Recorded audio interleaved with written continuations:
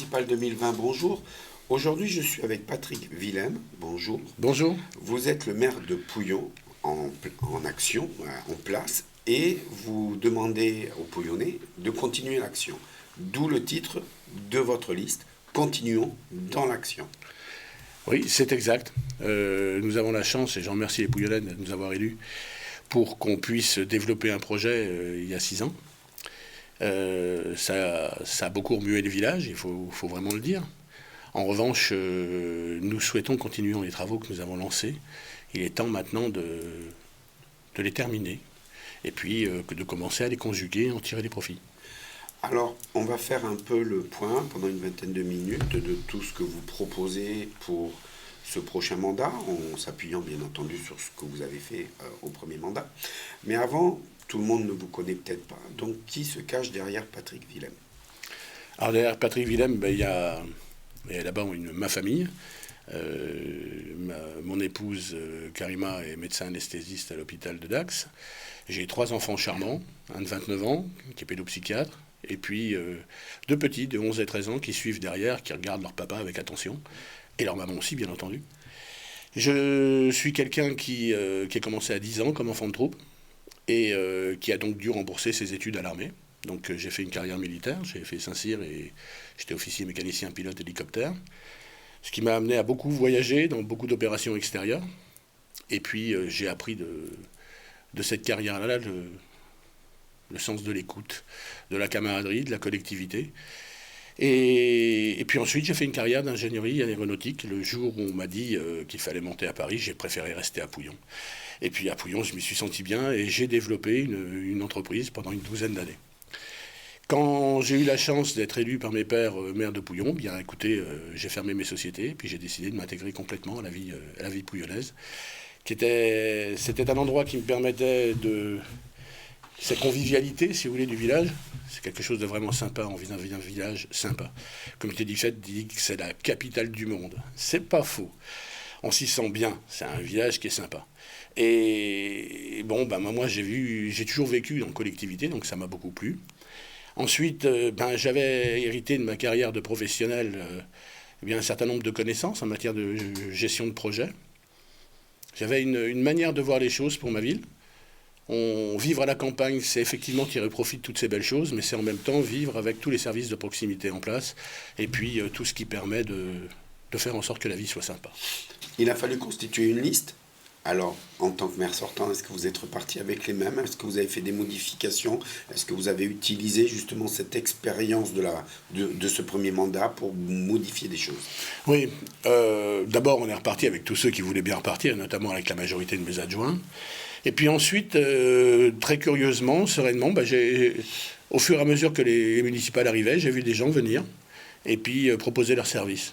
Ce qui m'interportait, c'était d'avoir pas les mêmes ressources que pendant le premier mandat, c'est-à-dire des gens des adjoints qui soient disponibles, qui soient capables, dans leur fonction, de pouvoir écouter et puis travailler.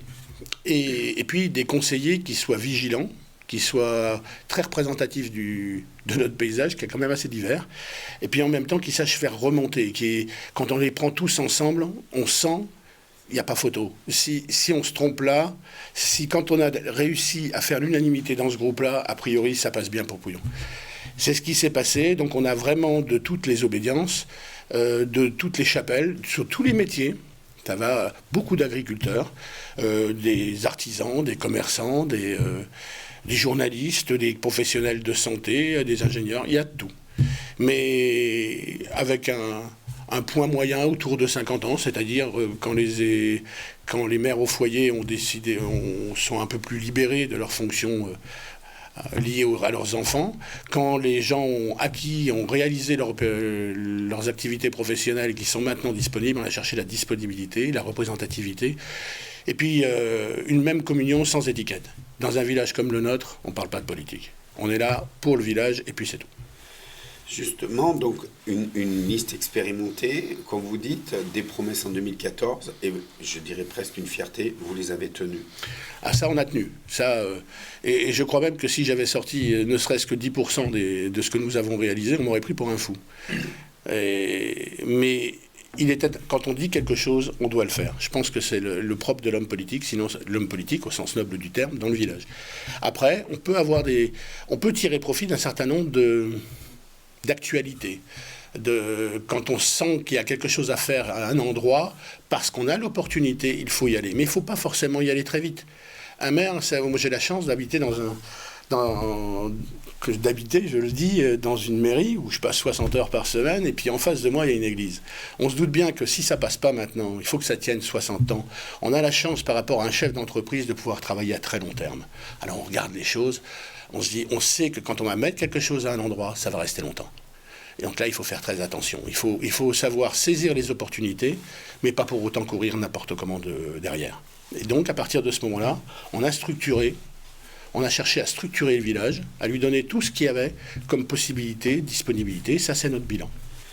Alors, on sent cette logique que vous avez voulu mettre en place, et c'est pour ça que vous voulez continuer dans l'action, puisque finalement, vous voulez, vous l'avez dit, retirer le fruit de ce que vous avez déjà mis en place. Oui, c'est le but. Nous avons fait beaucoup de choses.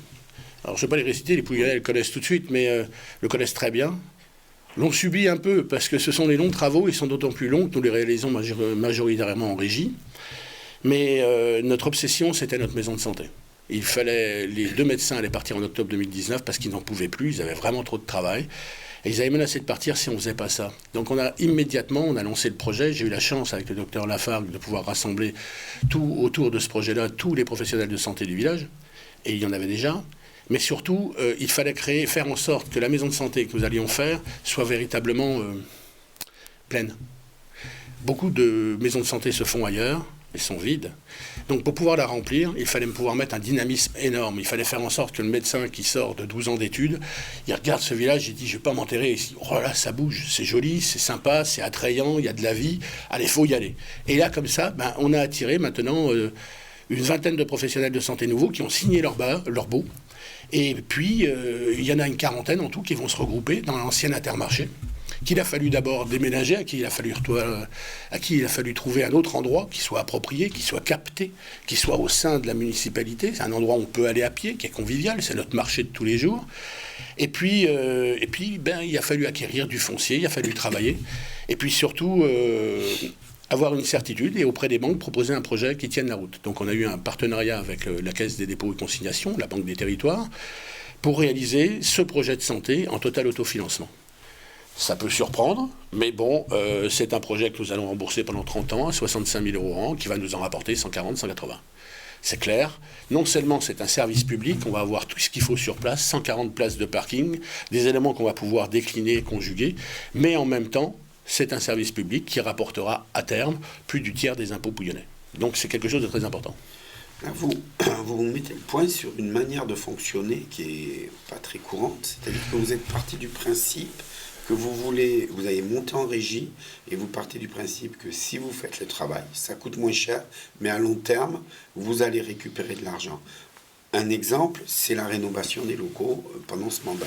Oui, nous avons rénové pratiquement 80% de notre patrimoine. Notre patrimoine, il est passé de 12,5 millions à 19 millions à l'espace de 6 ans. Mais c'est un hall des sports, c'est une salle intermédiaire, c'est un foyer, ce sont des cuisines, c'est une école maternelle complètement refaite avec des salles de motricité, avec des préaux, avec une cuisine nouvelle. C'est en même temps tout le lac de Luc qui a été curé, sur lequel on a fait des bacs de désensablage et autre chose.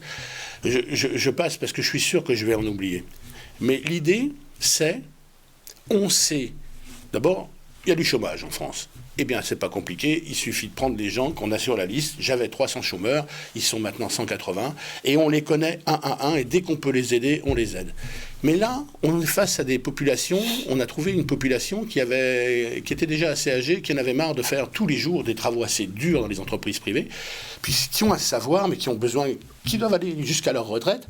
On s'est dit, là, il y a l'intérêt, il y a du savoir. Et ce type-là, avec son savoir, il est capable de bien travailler, très bien travailler dans son domaine et de bien travailler dans les autres aussi. Alors on s'est trouvé un menuisier, on s'est trouvé un charpentier, on s'est trouvé un maçon, on s'est trouvé un électricien, un plombier. Et puis ceux-là, systématiquement, remettent en état les différents locaux. Toute notre ressource financière, toute notre stratégie est fondée plus ou moins sur la recherche de l'autonomie. Nous avions 100 000 euros qui arrivaient en revenus fonciers en début d'année. Les impôts pouillonnaient, c'est 300 000. Et puis, enfin, en début de mandat. Maintenant, nous sommes, pour cette année 2020, nous espérons aux alentours des 400. C'est quand même pas négligeable. Donc, on se met sur une pente des 400 000, pour l'instant 350 000 en fin d'année. C'est quand même énorme. Et surtout, dans un village comme le nôtre, rien n'est pire que l'abandon des structures, les indivisions qui décident pour retaper ou autre chose. On a une population qui a besoin de revenir dans le centre-bourg, mais dans des locaux dignes, carrés, nets. Et donc là-dedans, les employés communaux, petit à petit, on a des revenus locatifs qui étaient à 7, qui vont passer à 67 revenus locatifs. Et ces 67 revenus locatifs vont nous permettre, à terme, d'arriver à dépasser nos impôts largement. Et ça, c'est important. Quand dans une petite commune comme la nôtre, il faut trouver d'autres éléments pour vivre. Il faut avoir une autonomie. Il faut bien gérer l'argent public. C'est notre argent. Et c'est l'argent de tous les contribuables, tous les Pouillonnais. On n'a pas le droit de gaspiller ça. Donc il faut y aller de manière méthodique. Il faut être un peu radin. Mais en même temps savoir que ce qu'on fait, c'est pour le long terme. Et donc, ces employés communaux, ils ont permis d'enrichir ce patrimoine. Et puis ce patrimoine enrichi nous dégage des ressources complémentaires. De 300, on est passé maintenant à 180. Oh, c'est pas uniquement que la commune. Il y a tout l'élément qui tourne autour. Il y a le dynamisme qui est arrivé sur la commune. On a récupéré, outre les professionnels de santé, une bonne demi-douzaine de commerces supplémentaires qui ont ouvert. C'est bien. C'est pas un village qui meurt, c'est un village qui est dynamique, qui est attrayant, dans lequel on a envie de s'installer.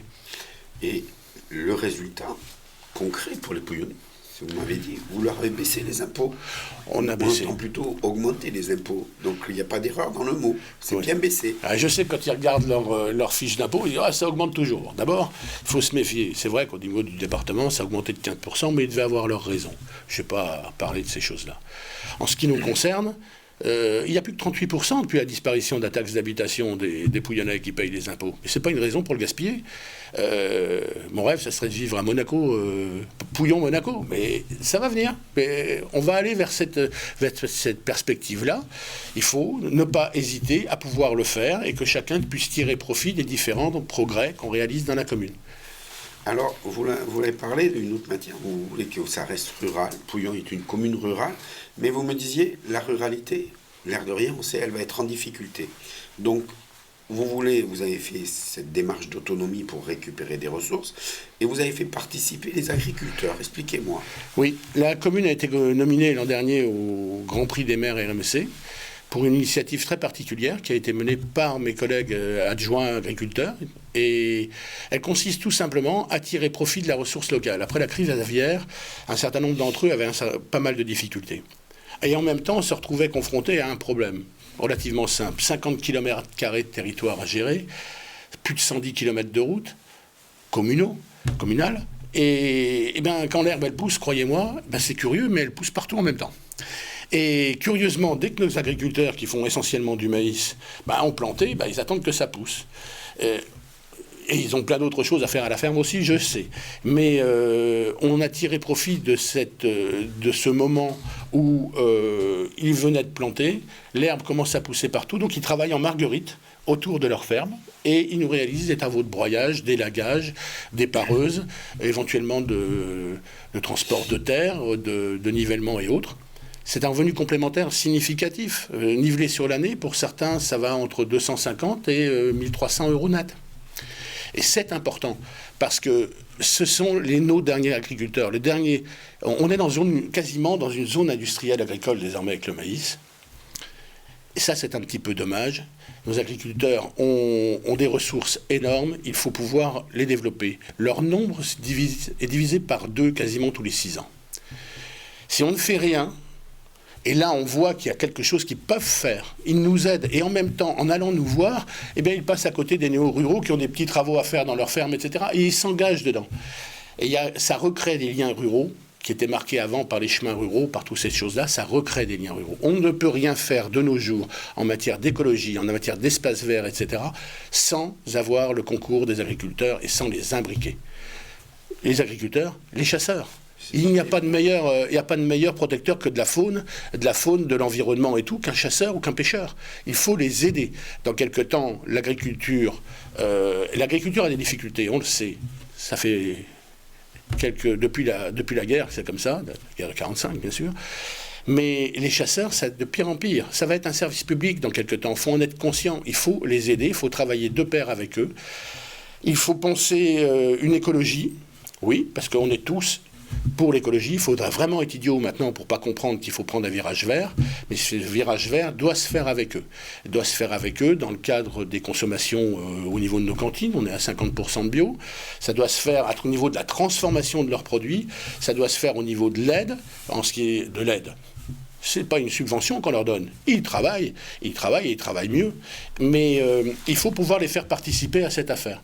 Donc ça, c'est très important. C'est un petit peu, on a souhaité montrer cette image d'authenticité dans le village, avec ce partenariat avec les agriculteurs, avec les chasseurs, avec tous les bénévoles qui veulent s'associer à ce truc-là. Et la preuve, c'est qu'au milieu de notre village, on est allé voir le Conservatoire régional d'Aquitaine, les jardins de Montesquieu, puis on leur a dit, voilà, on voudrait faire la même chose, on voudrait pouvoir réaliser un verger qui montre toute cette authenticité. Il fait 3 hectares, 4 hectares en tout d'espace vert au centre de la commune, au centre de nos arènes, à proximité de l'église, carrément au sein de l'ensemble des lotissements, pour faire en sorte de traduire dans les faits le fait que Pouillon, c'est un petit village authentique où on a encore le respect de notre ruralité.